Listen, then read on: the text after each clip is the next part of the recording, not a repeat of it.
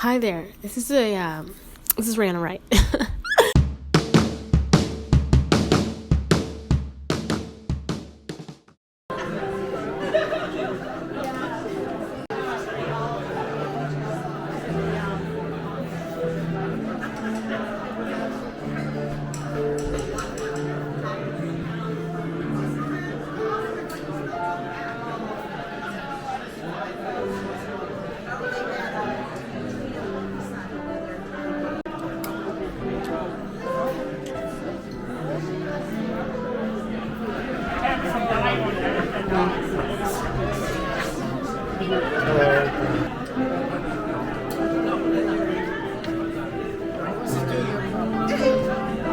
Hey, how are you doing? Nice to see you.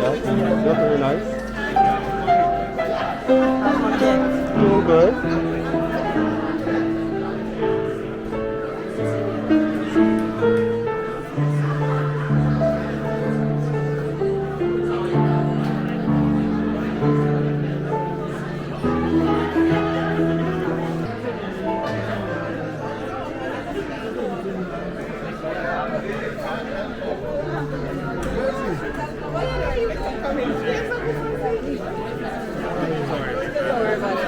I don't mess that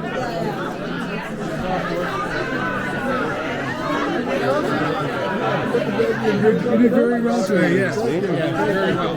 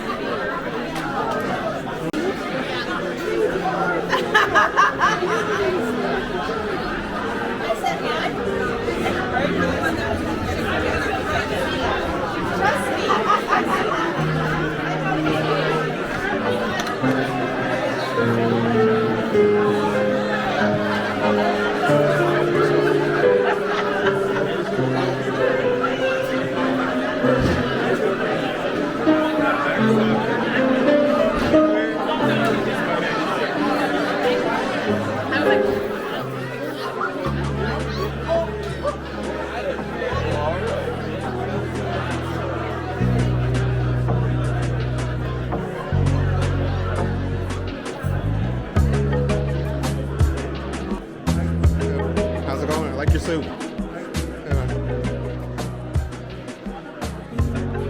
I'm sorry about that.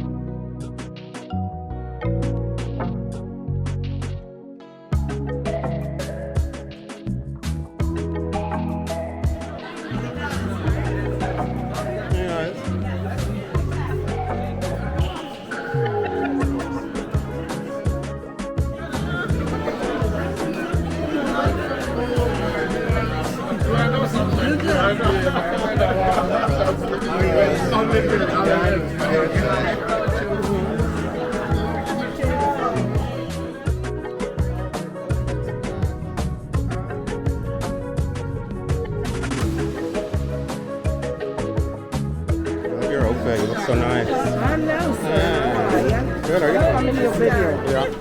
You look so good.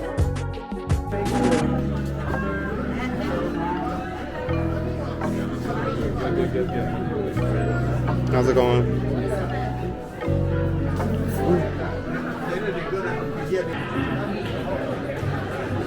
Oh, sorry.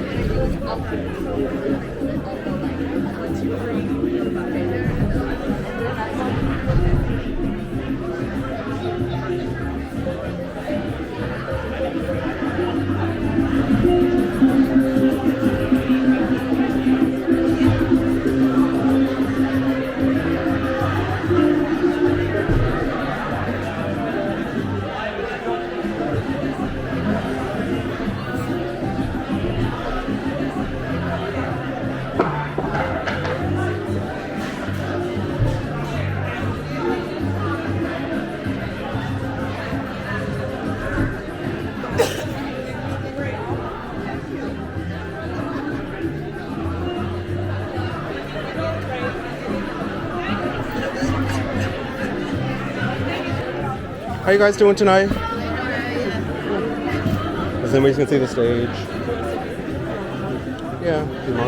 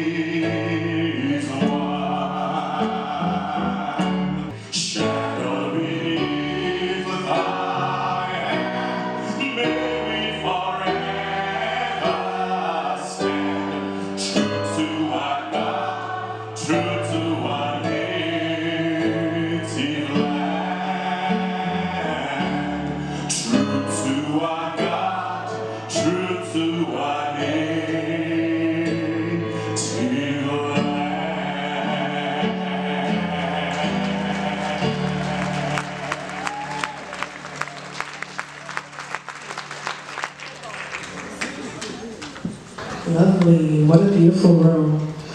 I just want to start by saying that I love the theme of tonight, which is unity. And as I was thinking about this, I kind of thought about how unity can't be achieved without intention. And that kind of aligned with a song that I had written a while ago that is all about planting seeds of intention, watching them grow and manifest into your largest dreams. And us as Black people, we have so many dreams and aspirations, and it's important for us to realize them.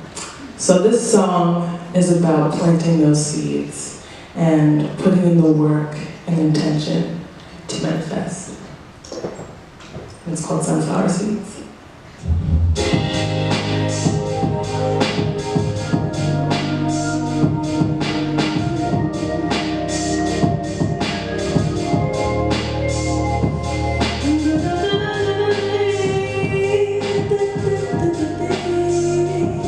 Deep into the earth,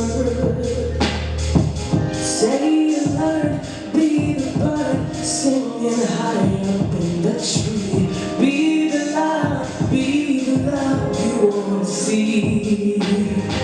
Breaking through the hardened ground, rising up 'cause you know you're heaven bound. Light up the fire burning under me. You don't believe it, well, you gon' see. I sing my song like I didn't think there's nothing you do. Lay down the sunflower seeds and watch it grow to the flower you wanna be. Breaking the hardened ground, rising up 'cause you know you're heaven bound.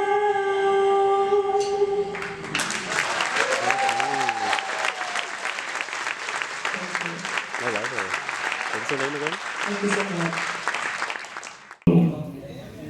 But if you want to go fast, you need to go with others who share the same vision, who have the same vision, and the same destination. And all.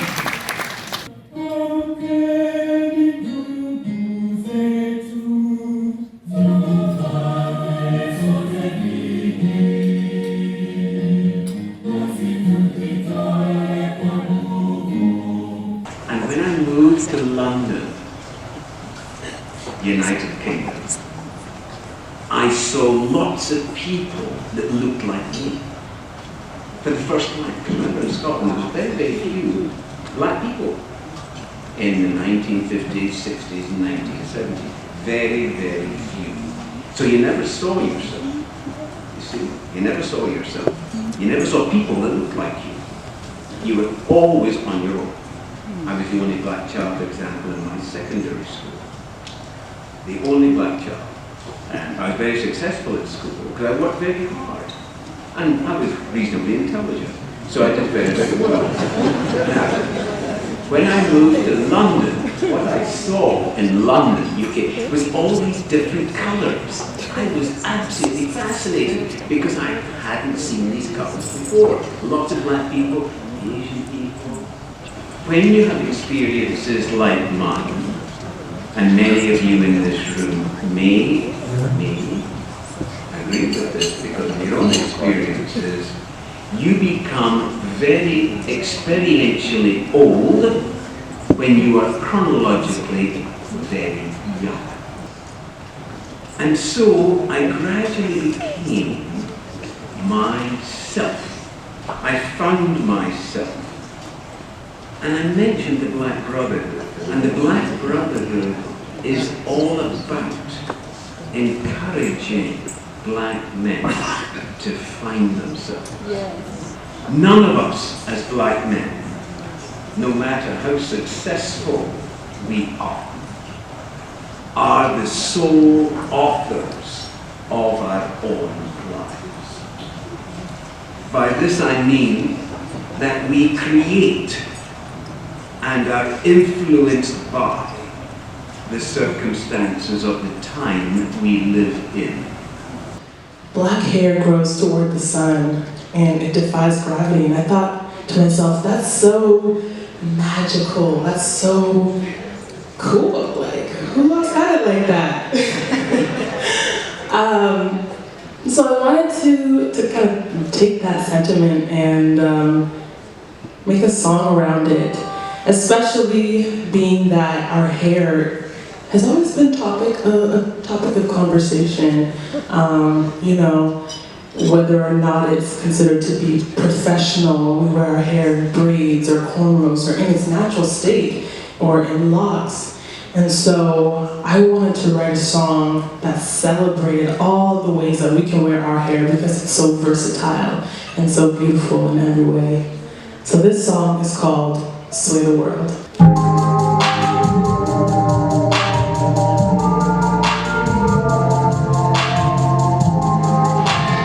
I'm gonna say you look unkept and untamed. I've been very but I put them all to shame. Pride in my hair, that's my lion's mane. As it raising curls, sway the world, defying gravity.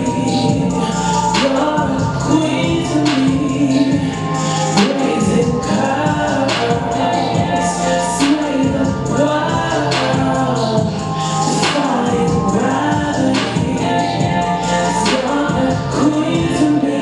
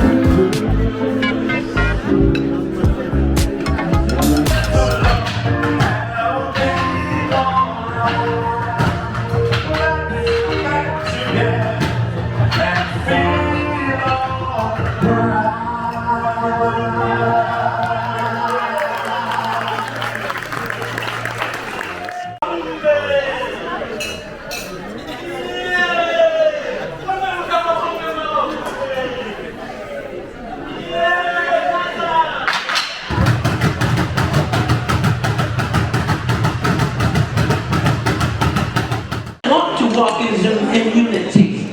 And when men can come together and put aside their differences, I will tell you something, everything changes. When the black man comes together and puts aside all of his differences, everything changes. That means the woman takes his rightful place. Even other men line up because we connect with each other. So when we come together in unity and we can have conversations about things that for centuries even within our communities men have not talked about. So when we come together in unity we can overcome anything. But the situation is we will not stop long enough to engage with each other. And take a moment and look at another man, another brother and say, King, will you reign in your life? To look at the ladies and refer to them as queens rather than some other derogatory word. When we can look at a young boy and give him discipline and guidance, then we take real leadership. Real actually claim the highest level of the society that we live with. That's very good, easy point. And we're talking about, as they said, actions speak louder than words. So we're not saying we are such and such. This is what we are. That's what we reach. And I mean, that's just a representative of my colored people, black people, and African people, and the immigrant people too.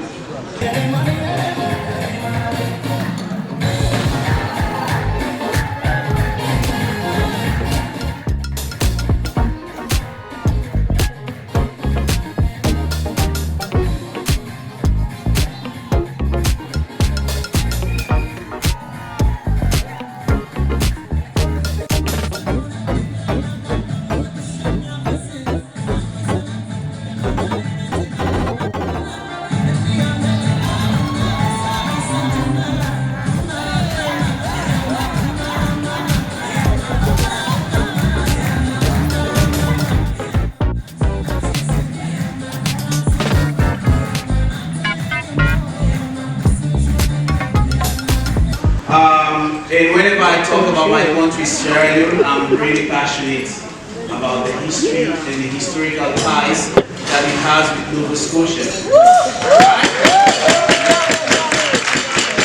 Yeah, Sierra Leoneans are very resilient people, and we make jokes and fun about everything, even in the midst of our adversities, just like most other Africans or black people.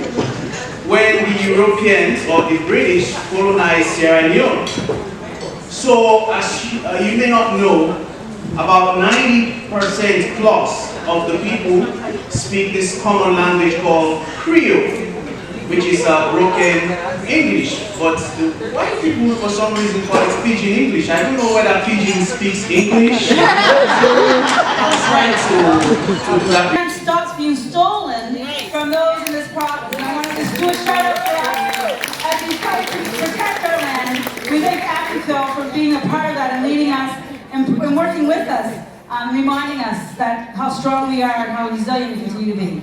Now we'll hear from another country. No, not another country. The best country. Okay? So I'm gonna represent. Okay. Okay. So second to the best. We have a presentation from Eritrea.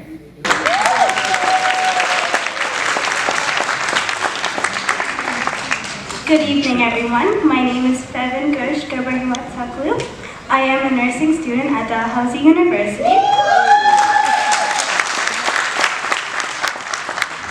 I am a representative of the Eritrean Canadian Association community here in Halifax, Nova Scotia.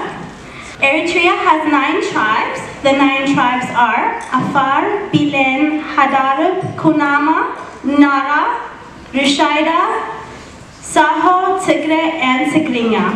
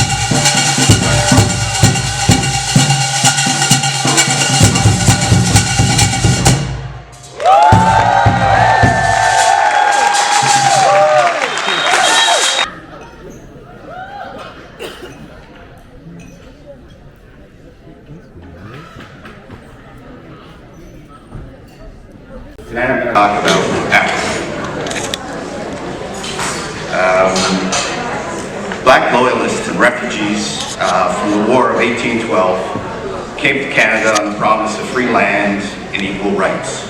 Some settled in the area of Africville. In 1836, Campbell Road was constructed, creating access to the north side of the Halifax Peninsula.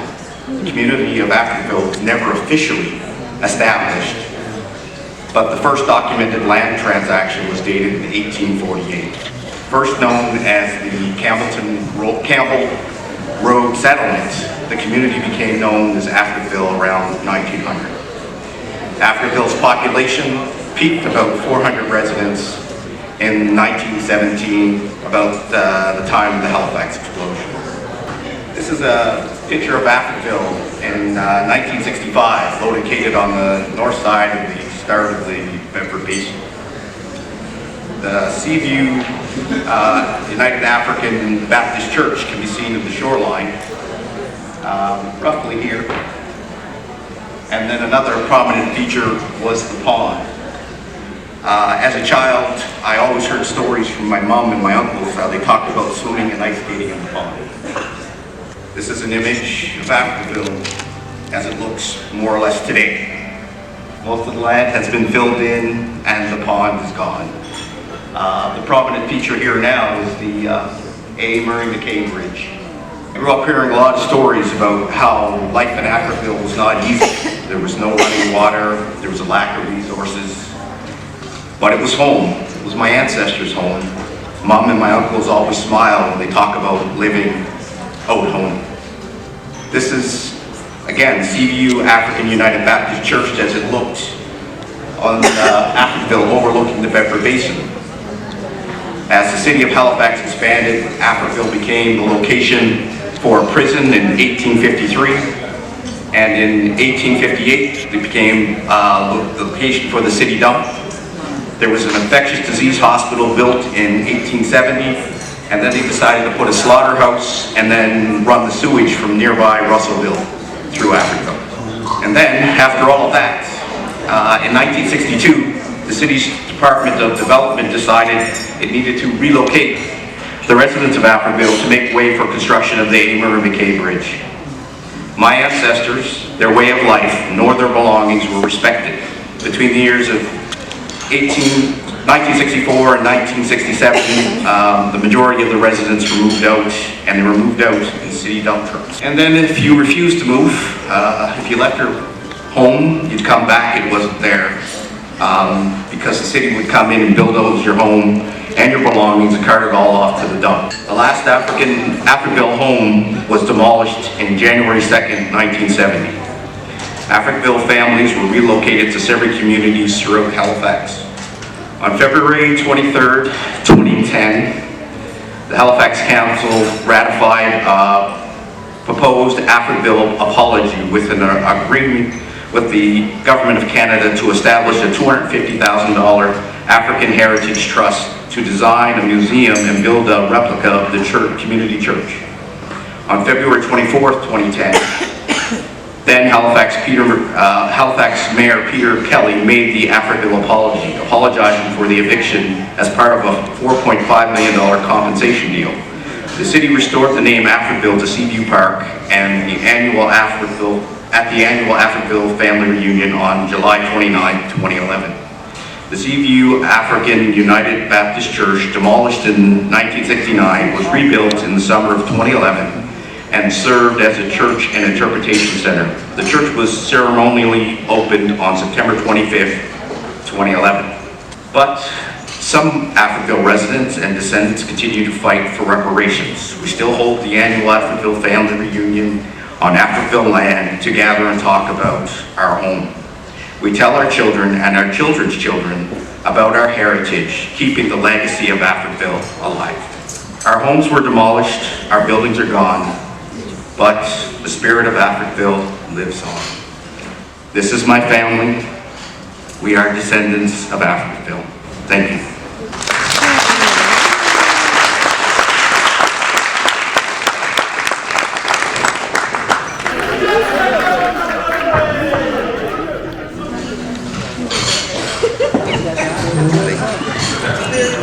That's what pulled this whole event together. And of course, all of you. And you really made the event. And so give yourself a hand, because this was awesome. So I think the next part of our dream is we want to come back bigger and stronger next year. Let's see what we can do. So anyway, I don't think I forgot anything or forgot anybody. So I guess everybody got their dancing shoes on? I can't see. Yeah, so all right, we're going to kick it with DJ Latron. We don't last, now everybody go talk breakfast.